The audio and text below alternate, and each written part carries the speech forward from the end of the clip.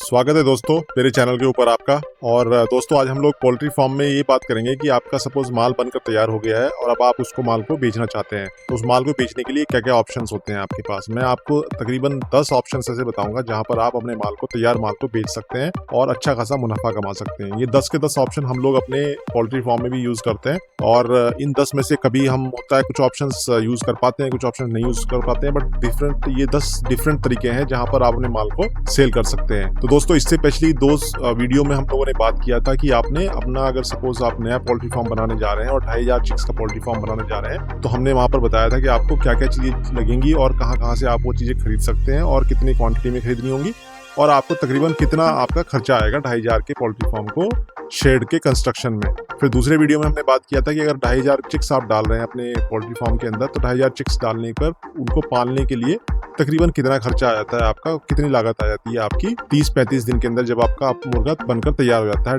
1.5 से 2.25 और 2 किलो के आसपास का जब मुर्गा तैयार हो जाता है तो कितनी कॉस्ट आती है आपकी। दोस्तों अब हम इस वीडियो के अंदर बात कर लेते हैं कि आपका मुर्गा तैयार हो गया है और अब आप उस मुर्गे को मार्केट में बेचने निकल रहे हैं। उसके लिए आपको क्या क्या तैयारी करनी है और किन किन लोगों से आपको बात करनी पड़ेगी और क्या क्या डिफरेंट चैनल हो सकते हैं। तो दोस्तों मैं आपको 10 ऐसे चैनल बताने वाला हूँ जहाँ पर आप अपना मुर्गा सेल कर सकते हैं। तो दोस्तों पहला चैनल जो होता है आपका, वो हमेशा आपकी लोकल नियर बाई मार्केट होती है। लोकल नियर बाई मार्केट से मेरा मतलब है कि आसपास आपके जितने मुर्गा बेचने वाले हैं,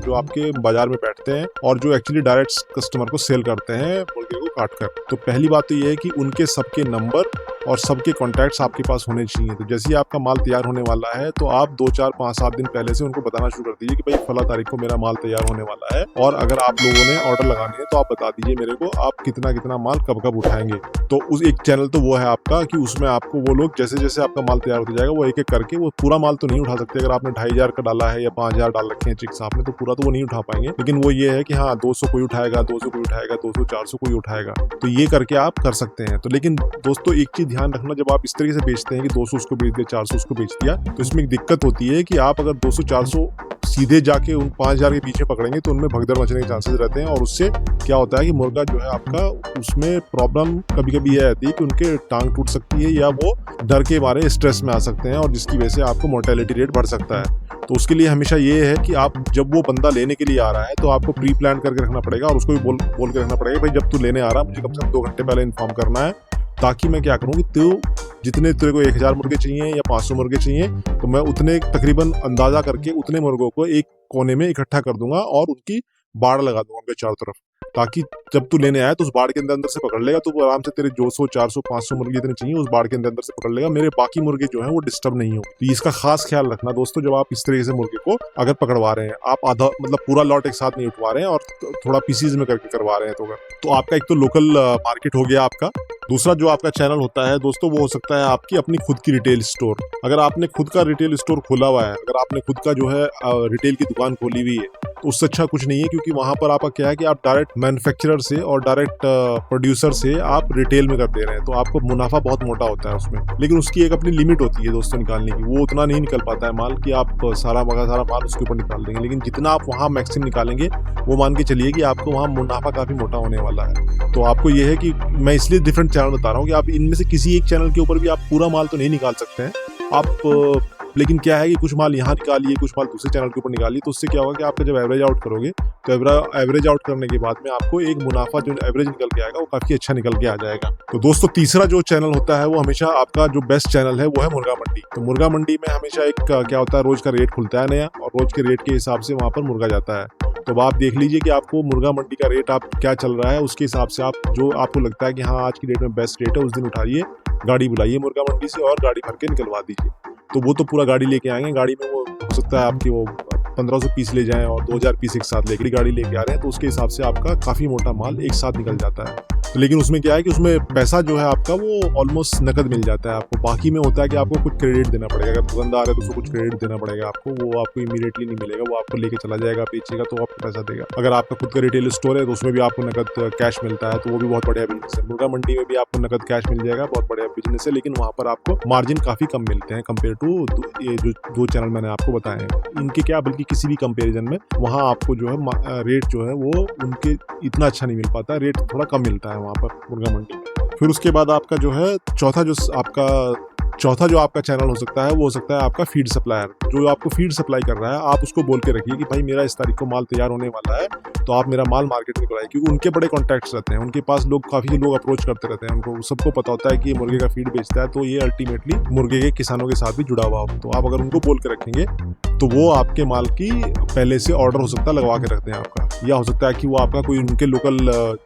वहाँ पर कोई जानने वाला है या लोकल कोई बेचता है या कोई होलसेलर है। और काफ़ी बार क्या होता है जो फीड बेचते हैं ये खुद फीड के भी होलसेलर होते हैं और कभी कभी ये लोग मुर्गे के भी होलसेलर बन जाते हैं। तो ये आपको माल उठा लेंगे, वो आपको बताएंगे नहीं कहाँ ले जा रहे हैं, बट वही सीधे माल उठा लेंगे आपसे। तो उसमें आप यहाँ भी हो जाता है कभी कभी अगर दाना आपने उधार पे ले रखा है, दाना अगर आप उधार पे ले रहे हैं, क्रेडिट पे ले रहे हैं उनसे, तो दाना के अगेंस्ट में भी आपका मुर्गा जो है एडजस्ट हो जाता है। तो ये भी आपका एक चैनल हो सकता है जहाँ पर आप माल उठा सकते हैं अपना। फिर उसके बाद आपका जो है डायरेक्ट सेलिंग का एक मेथड होता है। डायरेक्ट सेलिंग होता है कि आप अपनी एक पिकअप कर लीजिए, सपोज एक पिकअप गाड़ी बना लीजिए, उसमें मुर्गा भर लीजिए और आप जो है गांव में जैसे फेरी लगाते हैं उस तरीके से कोई एक आदमी रख लीजिए, कोई एक आदमी हायर कर लीजिए, वो बोलता हुआ निकल जाए। तो उससे भी काफ़ी हद तक, और उसमें लेकिन आपको क्या है कि अगर उसमें आप कटिंग का जुगाड़ भी साथ साथ रखें तो वो बहुत बढ़िया है। फिर अगर कटिंग का जुगाड़ भी साथ साथ रखते हैं तो अगर जो है आप जहाँ फेरी लगा के निकल रहे हैं वहीं पे किसी ने बोला अच्छा ठीक है भाई 2 किलो मुर्गा तोल दे मेरे को, वहीं फटाफट आपने कटिंग किया और उनको पकड़ा दिया। तो ये भी काफ़ी अच्छा मेथड है, लेकिन इसके लिए बेटर ये है कि आपको एक बंदा हायर कर ले जो आपका ये पिकअप में लेके चला जाए और ऐसे फेरी लगाता चला जाए और सुबह से शाम तक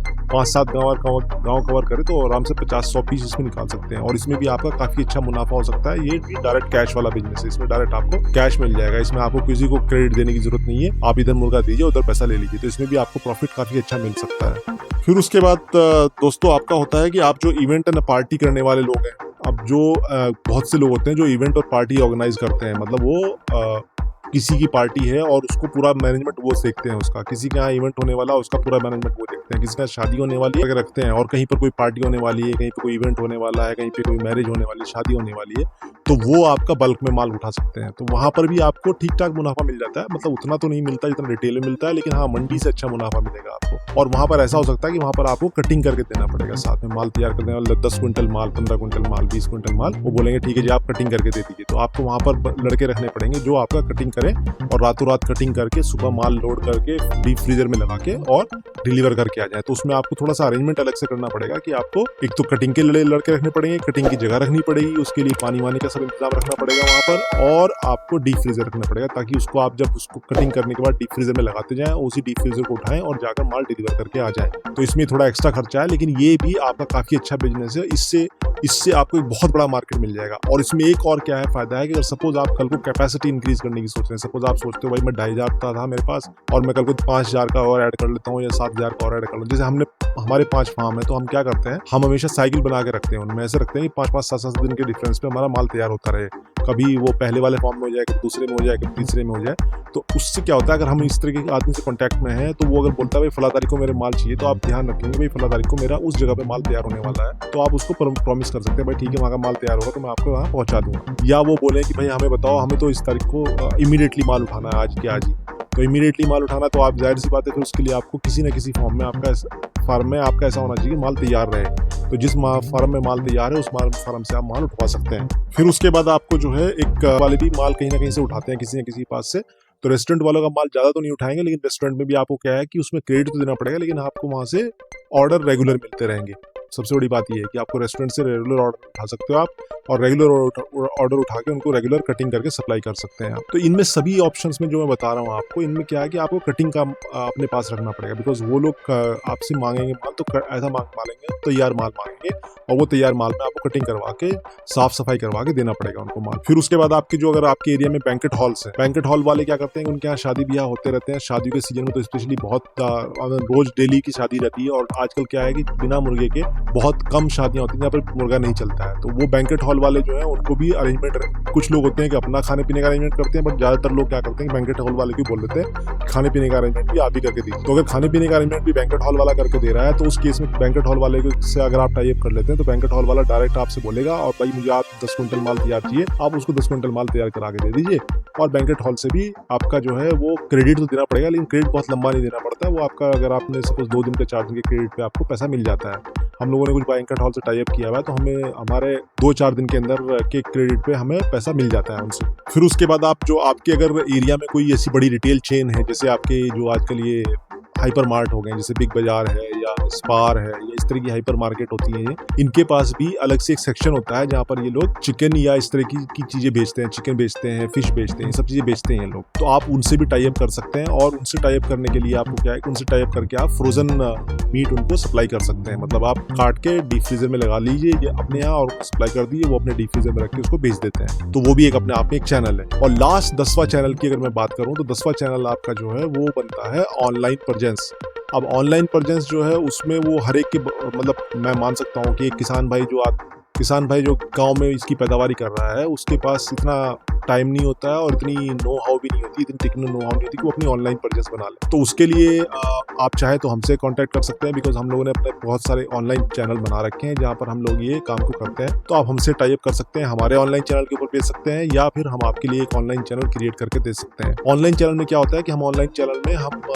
अपना जो चैनल बनाते हैं वो या तो वेबसाइट बना रखी है, वेबसाइट के ऊपर हम बेचते हैं, वेबसाइट से हमें ऑर्डर आते हैं और फिर हम कटिंग करके वहाँ पर सप्लाई करते हैं, ऑनलाइन डिलीवरी करते हैं। अपने डिलीवरी बॉयज हमारे पास, उनके थ्रू डिलीवरी करवाते हैं। या फिर हम लोगों ने कुछ व्हाट्सएप के ऊपर ग्रुप बनाए हैं, उन ग्रुप पे भी हम लोगों को काफ़ी हद तक काफ़ी ऑर्डर्स मिलते हैं। वो रिटेल के डायरेक्ट ऑर्डर होते हैं और हम लोग कुछ एरिया है जहाँ पर हम लोग टैग कर रखा है हम लोगों ने, उन एरियाज में हम लोग जो है अपनी सप्लाई करते हैं। ये हमारी अपनी एक कंपनी है और एरियाज में हम लोग वहाँ पर चिकन लेके आते हैं अपने फार्म हाउस से। उसको 50-100 चिकन रोज के आते हैं, हमारे पिकअप डाला हुआ है, रोज से चिकन आते हैं, उनकी कटिंग करते हैं और उस एरिया में हम सप्लाई करते हैं। उस एरिया में हमें डायरेक्ट ऑर्डर मिल जाते हैं हमारे व्हाट्सएप नंबर के ऊपर और हम वो उसके 3-4 स्लॉट में दिन में सप्लाई करते हैं उनकी। और हम लोगों ने क्या है कि उसके लिए यूट्यूब चैनल भी बना रखा है, तो यूट्यूब चैनल से भी वहाँ पर हमने अपने व्हाट्सएप नंबर दे रखे हैं, तो वहाँ से भी हमें ऑर्डर मिल जाते हैं। फेसबुक है, फेसबुक से हमें ऑर्डर मिल जाते हैं। तो काफ़ी सारे चैनल्स हैं जहाँ से हमें ऑर्डर मिल जाते हैं।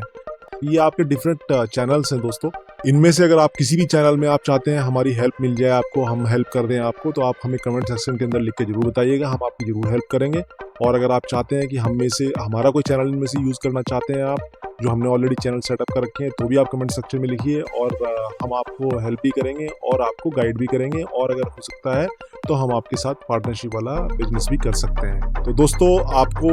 अब तक हम लोगों ने पोल्ट्री फार्म से रिलेटेड ऑलमोस्ट शुरू से लेके आखिर तक सारी इन्फॉर्मेशन दे दी है। अब एक इन्फॉर्मेशन बचती है, वो है कि हम लोगों को पोल्ट्री फार्म में क्या चीज़ करनी चाहिए और क्या नहीं करना चाहिए। तो दोस्तों ये वीडियो काफ़ी लंबा हो जाएगा अगर मैं वो डिस्कस करने बैठूं, बिकॉज वो भी बहुत सारे पॉइंट हैं, वो भी 25 से 30 के आसपास पॉइंट हैं जो आपके गलतियां करते हैं हम लोग, और उन गलतियों से फिर हम लोगों को नुकसान हो जाता है। तो उन गलतियों से बचने के लिए हमें क्या करना चाहिए, ये इसके लिए मैं नेक्स्ट वीडियो बनाने वाला हूँ जिसमें पोल्ट्री की टिप्स एंड ट्रिक्स के बारे में हम बात करेंगे। तो दोस्तों मेरे चैनल्स को अगर आपने अभी तक सब्सक्राइब नहीं किया, मेरा चैनल सब्सक्राइब कर लीजिए। और अगर आपने मेरे चैनल के ऊपर बेल नोटिफिकेशन प्रेस नहीं किया तो बेल नोटिफिकेशन प्रेस कर दीजिए, सो दैट आपको मेरी नेक्स्ट वीडियो का नोटिफिकेशन सबसे पहले मिल जाए। थैंक यू वेरी मच, धन्यवाद दोस्तों।